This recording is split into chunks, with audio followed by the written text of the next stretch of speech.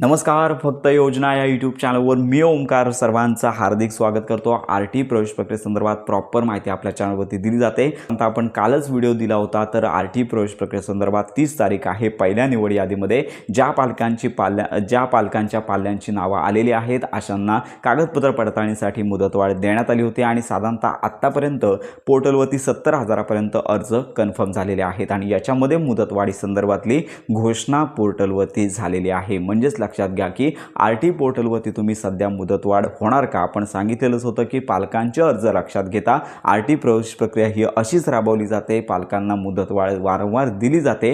त्यामुळे आता ही मुदतवाढ पुन्हा झालेली आहे. साधारणतः 8 मे पर्यंत पालकांना कागदपत्र पडताळणीसाठी मुदतवाढ झालेली आहे. त्यामुळे वेटिंग लिस्टमध्ये ज्या पालकांच्या पाल्यांची नावं आलेली आहेत त्यामुळे अशा पालकांना आता मोठा प्रश्नचिन्ह निर्माण झालेला आहे. कागदपत्र पडताळणीची संख्या वाढत चाललेली आहे आणि त्याच्यामुळे आणि मुदत देखील वाढत चालली असल्यामुळे वेटिंग लिस्टमधील आमचा नंबर कन्फर्म होतोय की नाही असा देखील प्रश्न पालकांमध्ये निर्माण झालेला आहे. कारण का शासनाने ही मुदत एक ठराविक कालावधीसाठी देणं गरजेचं होतं, जेणेकरून ज्यांची कागदपत्र बोगस असतील, चुकीचे असतील किंवा इतर कारणांमुळे त्यांचा अर्ज रद्द होऊ शकतो, जेणेकरून वेटिंग लिस्टमधील जे पालक अतिशय मेहनत घेऊन ज्यांनी कागदपत्र काढलेले आहेत त्यांचं सिलेक्शन होण्याचे चान्सेस असतात.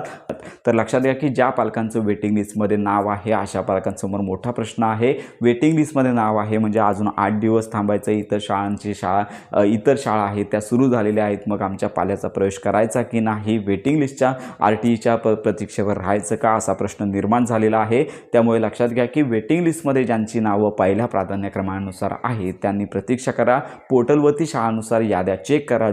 तर लक्षात घ्या की आरटी पोर्टलवरती तुम्हाला चेक करायचं आहे की शाळांमध्ये किती जागा आहेत, ॲडमिशन किती कन्फर्म झालेले आहेत हे पाहूनच तुम्हाला अंदाज बांधता येईल. आणि आपण सांगतच होतो की आरटी प्रवेश प्रक्रिया अशीच आहे. 8 तारखेपर्यंत मुदतवाढ झालेली आहे. 8 तारखेनंतर मात्र मुदतवाढ होण्याची शक्यता कमी आहे. त्यामुळे दुसरी निवड यादी ही 8 तारखेनंतरच लागणार आहे. त्यामुळे पालकांना आता प्रतीक्षा करायची आहे. ज्यांची कागदपत्र पडताळणी झालेली आहे त्यांना शाळांमध्ये प्रवेश घेण्यासाठी 8 तारखेपर्यंत मुदतवाढ झालेली आहे. तर अशा प्रकारची ही महत्त्वाची माहिती सर्वांपर्यंत नक्की शेअर करा.